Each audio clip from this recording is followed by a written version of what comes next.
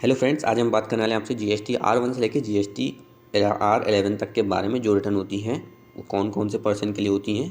ठीक है, GST R1 जो होती है कि पूरी टोटली सेल रिटर्न होती है। इसमें आपको अपनी जो सेल्स की डिटेल होती है वो आपको यहाँ पे मेंशन करानी होती है, सेल्स और सेल्स रिटर्न की। ठीक है, उसके इनका एनुअल टर्नओवर अगर आपका 1.5 करोड़ है तो आपको मंथली आपको अपनी रिटर्न रखनी होगी, और आपका 1.5 करोड़ से नीचे है तो आप अपनी रिटर्न को क्वार्टरली भी रख सकते हैं R1 को।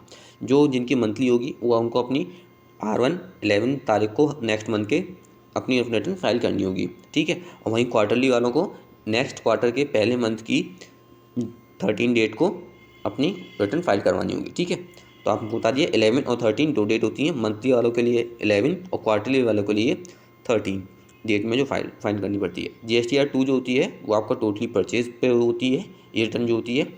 ठीक है, इस रिटर्न के अंदर जो होता है टोटली परचेज के बारे में बताया जाता है। इसमें दो पार्ट होते हैं, 2A और 2B। 2A में आपके सभी बिल शो होंगे, और 2B पे जो जिस व्यक्ति ने अपनी R1 टाइम पे भेजी है उसके बिल 2B में भी शो होंगे, और जिस पेज पे आपको 3B में क्लेम मिलेगा ITC का। ठीक है, तो जो क्लेम मिलता है वो 2B से मिलता है, और जो बिल शो होते हैं, चेक होते हैं, वो 2A के हिसाब से होते हैं।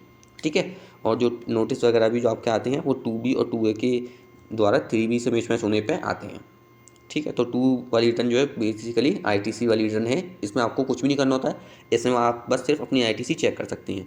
3B जो होती है इसमें आपको ITC भी क्लेम करनी होती है, और साथ ही साथ अपना जो टैक्स लायबिलिटी होती है वो भी डिपॉजिट करनी होती है।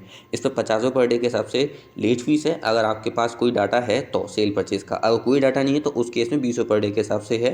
अगर आपकी नील रिटर्न है और 1 मंथ से ऊपर रहता है तो उसमें जो है 500 रुपये पर मंथ के हिसाब से यहाँ पे ये मैक्सिमम बन सकती है लायबिलिटी। और अगर आपको कोई टैक्स वगैरह बनता भी है इस केस में तो 18% आपको उस पर इंटरेस्ट जो है वो जमा करनी होगी एज़ पर द 3B।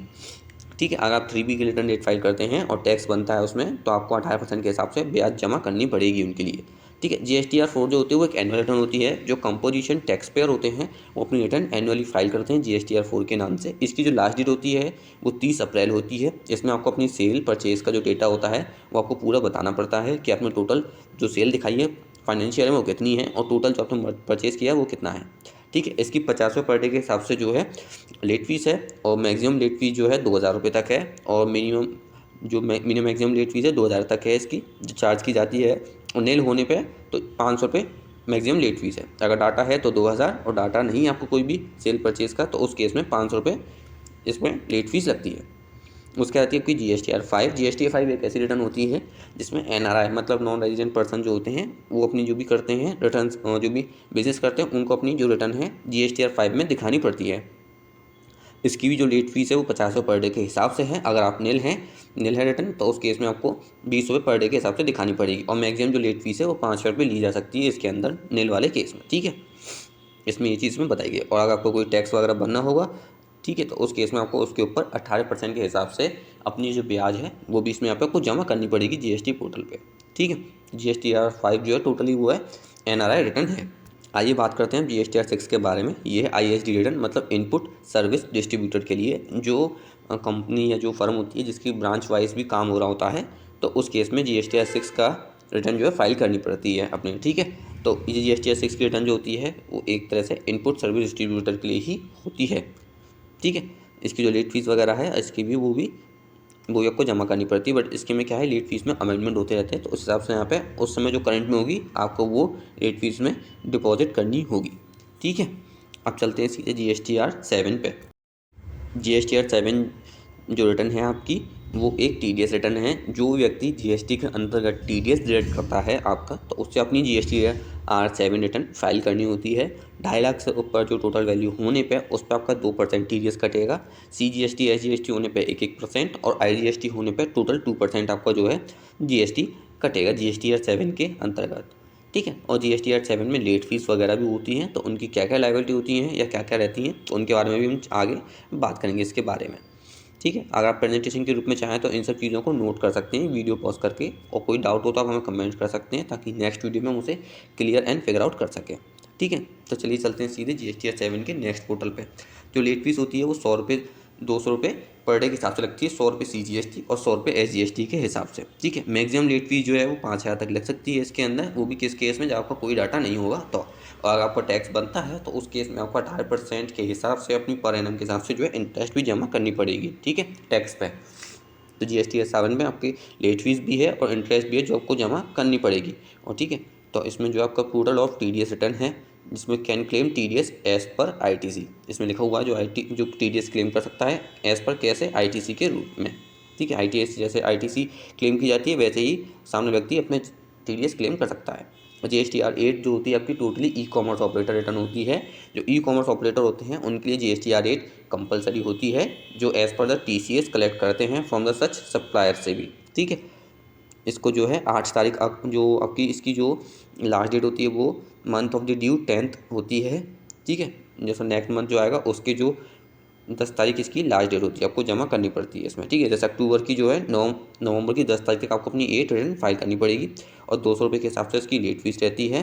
ठीक है, और 5,000 रुपये जो लेट फीस रहेगी किसके हिसाब से, मैक्सिमम केस में, और 18% के हिसाब से आपको ब्याज जमा करनी पड़ सकती है अगर आपका टैक्स बनना होगा तो। GSTR9 एक जो है वो एनुअल रिटर्न है, जिसमें आपको टोटल सेल परचेज का डाटा जो है पूरा बताना पड़ता है कि आपने कितना लिया है इस फाइनेंशियल में, सेल परचेज कितनी करी है, तो आपको इसमें बतानी पड़ती है फुल ईयर के हिसाब से। अभी तक इसमें कोई भी लेट फीस नहीं लगी है। आपके जो DRC-03 और AS-7010 जो नोटिस इश्यूड होते हैं वो भी इसी बेस पे ज़्यादातर नोटिस होते हैं। ठीक है, DRC-03 और AS-7010 जो आजकल इस समय करंटली इस समय आ रहे हैं जो, ठीक है, नोटिस भी इस हिसाब से बेस पे बनते हैं GSTR9 पे। इसकी एक रिटर्न और होती है GSTR9C के हिसाब से। ठीक है, वो भी एक अलग रिटर्न होती है, उसके लिए मगर एक टर्नओवर होता है फिक्स, तो वही लोग GSTR9 से अपनी फाइल कर सकते हैं, उनके लिए ही कंपलसरी होती है।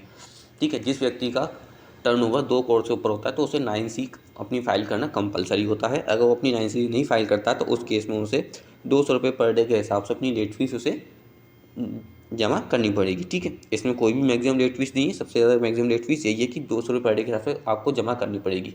चाहे आप उसे 1 साल, 2 साल, 1 महीने, 2 महीने कितना भी डिले कर लें, आपको 200 रुपये पर डे के हिसाब से ही जमा करनी पड़ेगी।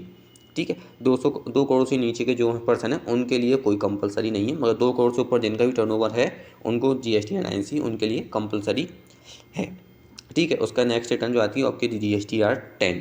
GSTR10 एक फाइनल रिटर्न होती है। जब आप अपना GST रजिस्ट्रेशन कैंसिल करते हैं तो उस केस में आप अपनी GSTR10 फाइल करते हैं। ठीक है, GSTR10 जब आप फाइल करते हैं तो आपको जो टैक्स लायबिलिटी होती है वो आपको जमा करनी पड़ती है, और उसके साथ साथ अगर आपको कोई ITC वगैरह बची हुई होती है या कैश लेने में कुछ बचा होता है तो वो आपको यहाँ से क्लेम कर सकते हैं GSTR10 के माध्यम से। ठीक है, तो GSTR10 एक तरह से फाइनल रिटर्न के नाम से जानी जाती है, जिसमें आपको अपना बिजनेस क्लोज करते समय आपको GSTR10 जो है फाइल करनी पड़ती है, जिस बेस पे ही आपका जो रजिस्ट्रेशन है वो कैंसिल होता है। ठीक है, कैंसिलेशन इशू करने के बाद जो है GSTR10 का जो फॉर्म है, हेड है, वो यहाँ पे खुल जाता है, जिसमें आपको डिक्लेरेशन अपना पूरा देना पड़ता है टोटल बिजनेस का। एक होती है GSTR11। हेलो फ्रेंड्स, GSTR11 एक ऐसी रिटर्न होती है जो एक UIN रिटर्न बेस्ड नंबर होती है। इसमें GST नंबर के अलावा एक UIN नंबर जो होता है वो आपको इश्यूड किया जाता है। ठीक है, और आपको जो भी अपनी इनवर्ड सप्लाई पर रिफंड लेना होता है अंडर द GST, तो उस केस में GSTR11 जो है फाइल की जाती है। ठीक है, इसकी जो पेनल्टी है वो 200 रुपये पर डे के हिसाब से पेनल्टी है, अगर आप लेट करते हैं तो